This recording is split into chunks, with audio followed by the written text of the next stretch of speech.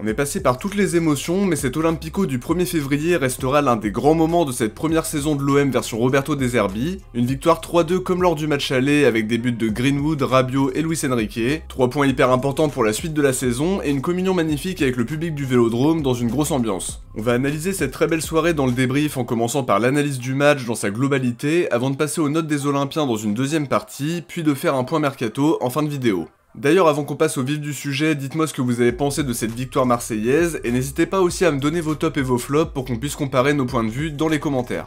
On commence comme d'habitude par un point sur la compo de Roberto De Zerbi que j'ai trouvé assez surprenante parce qu'il a fait le choix d'aligner Greenwood en pointe, et plus globalement, c'était le seul attaquant de la compo, à l'exception de Luis Enrique, qui évolue dans un poste de piston droit avec un rôle très offensif. La surprise du chef, c'est Bilal Nadir qui est titulaire pour la 3e fois de la saison, donc on a débuté le match avec 4 milieux de terrain. En dehors de ça, il n'y a pas vraiment de surprise, Cornelius est logiquement titulaire aux côtés de Murillo et de Balerdi, puisque Kondogbia est toujours blessé et que Brassier vient de partir. Pour le reste, on retrouve Højbjerg, Rongier et Rabiot très logiquement, comme sur les derniers matchs. Ceci étant dit, on va passer à l'analyse du match en se focalisant d'abord sur la première mi-temps que j'ai trouvé très soporifique. On était vraiment à deux doigts de s'endormir alors que pourtant l'OM avait le contrôle du ballon contre une équipe lyonnaise qui n'arrivait pas à ressortir à cause d'un déchet technique trop important. Ils ont pas proposé grand chose sur les 45 premières et j'avais l'impression qu'ils voulaient surtout bien défendre avant de nous punir en phase de transition. Il me semble qu'ils n'ont eu qu'une occasion avec la tête de Tolisso qui passe au-dessus mais qui est la seule alerte que j'ai en mémoire sur la première mi-temps. Alors oui, l'OM a eu le contrôle du ballon en dominant clairement les débats mais c'est à peu près tout. La possession était beaucoup trop stérile, il n'y avait pas suffisamment de prise de risque,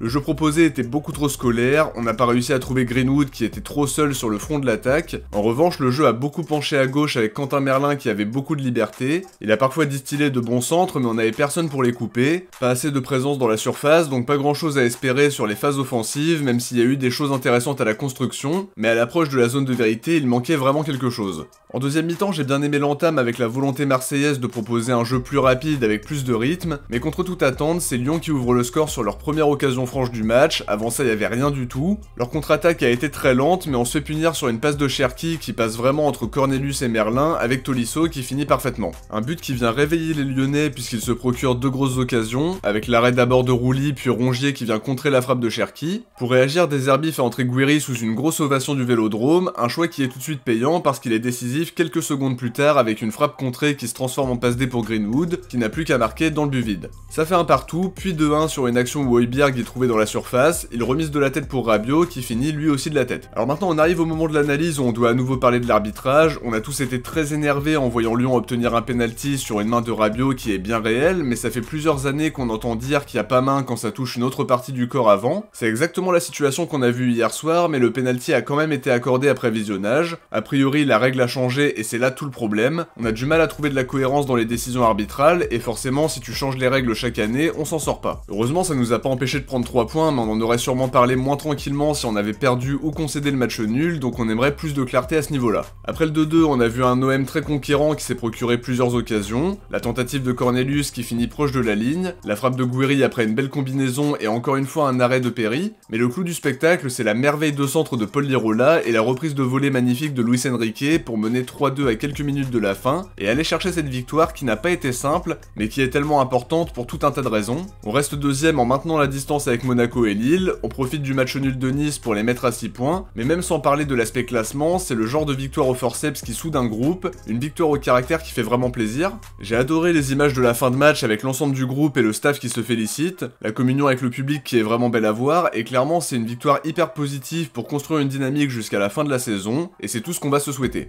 Après cette analyse globale, on va maintenant passer aux notes pour les Olympiens en commençant par un 7 pour Geronimo Rulli qui certes a encaissé 2 buts mais qui a été très déterminant avec un arrêt important sur la frappe de Noama et sur la deuxième frappe de Tolisso également, 2 arrêts qui nous permettent de rester dans le match et donc d'aller chercher les 3 points au bout. 7 pour Luis Enrique que j'ai trouvé plutôt timide en première mi-temps à l'image de l'équipe avec notamment des difficultés dans son duel avec Tagliafico. Il a montré un visage totalement différent en deuxième et c'est aussi lié au repositionnement de Greenwood. Il a apporté plus de mouvement, il a joué plus simple et encore une fois c'est lui qui fait chavirer le Vélodrome avec une très belle reprise sur un centre tout aussi beau de Lirola. 6 pour Murillo qui a fait un match cohérent sur le plan défensif et qui a tenté d'apporter offensivement sur quelques situations. Il était d'ailleurs tout proche de marquer sur un bon centre de Merlin en première et j'ai trouvé plutôt rassurant en globalité. 7 pour Balerdi qui a pris l'ascendant dans son duel avec Lacazette à qui il n'a pas laissé d'espace, jamais battu dans les duels et intéressant à la relance. Y a pas grand chose de négatif à relever en dehors peut-être d'une erreur de relance qui aurait pu mener au deuxième but de Tolisso, heureusement sans gravité mais je trouve qu'il a fait un bon match en général. 5 pour Cornelius qui a alterné entre le bon et le moins bon, alors je le trouve toujours frileux et pas très inspiré à la relance en ralentissant le jeu, on sent qu'il a peur de prendre des risques et c'est l'une des critiques que lui fait Roberto De Zerbi. En revanche sur l'aspect défensif, si on enlève le but de Tolisso où il est pris dans son dos, je trouve que son match était plutôt rassurant en général.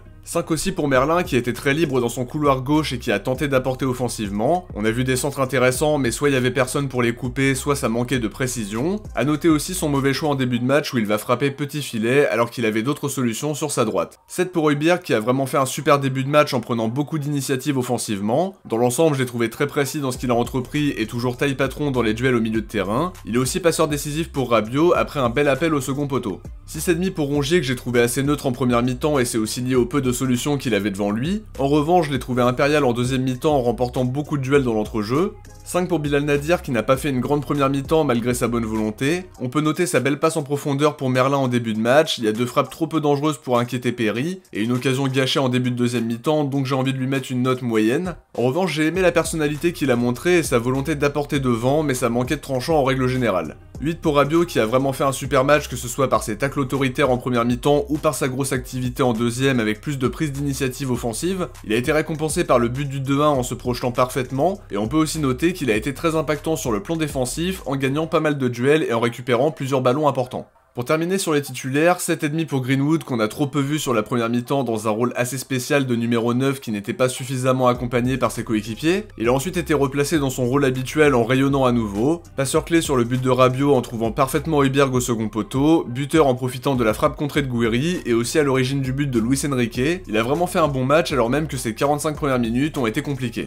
Sur le banc, je donne un 7 à Gouiri qui a été particulièrement convaincant pour sa première sous le maillot de l'OM. Il a très vite été décisif avec une frappe contrée qui se transforme en passe D pour Greenwood. Il y a aussi une magnifique action où il combine avant que sa frappe soit sortie par Perry. On a vu toute son aisance technique, la personnalité qu'il peut mettre dans son jeu et c'est très prometteur. 6 pour Lirola qui aime décidément beaucoup Lyon avec une nouvelle passe D au compteur, un centre magnifique pour le but du 3-2 qui porte son total à 1 but et 2 passes D, tout ça lors des 2 confrontations contre Lyon. Pas de note pour Ulysse Garcia qui est entré en fin de match pour avoir un défenseur supplémentaire dans les dernières minutes, et je terminerai cette analyse du match en précisant que De Zerbi a quand même été très intéressant même si sa compo de départ est plutôt bancale étant donné qu'on a manqué de présence offensive, mais derrière ces changements ont été très impactants, avec Gouiri qui est décisif dès son entrée en jeu et Lirola qui brille à nouveau. Maintenant pour terminer cette vidéo, on va faire un petit point mercato, même si on se retrouvera dans l'après-midi ou dans la soirée, ça dépend pour des vidéos dédiées selon ce qui va se passer. En tout cas au moment où je tourne cette vidéo, l'OM attend un défenseur central et la piste la plus chaude semblait mener à Aaron Anselmino. Fabrizio Romano disait hier soir que l'OM et Chelsea étaient tombés d'accord pour un prêt sans option d'achat, mais qu'il fallait quand même attendre le feu vert définitif de Chelsea parce qu'ils ont plusieurs dossiers sur la table, et comme il y a un quota de joueurs prêtés, ils doivent encore déterminer qui va partir. Les dernières nouvelles sont pas très positives parce que The Telegraph affirme que le dossier est tombé à l'eau et que la tendance serait de voir Anselmino rester à Chelsea pour les 6 prochains mois, donc à voir s'il y a un retournement de situation possible. Il y a déjà un départ acté, celui d'Ismaël Koné puisque Rennes et l'OM se sont mis d'accord pour qu'il soit prêté d'après les infos de Fabrizio Romano. Mathieu Cianiti, spécialiste du football canadien, parlait d'un prêt payant d'1 million d'euros assorti d'une option d'achat proche des 14 millions. Hier soir, Fabrizio Romano disait que l'OM attendait son remplaçant pour le laisser partir. Il explique ce midi que c'est fait, en confirmant d'ailleurs les chiffres de Cianiti. La visite médicale et la signature de son contrat sont prévues pour cet après-midi.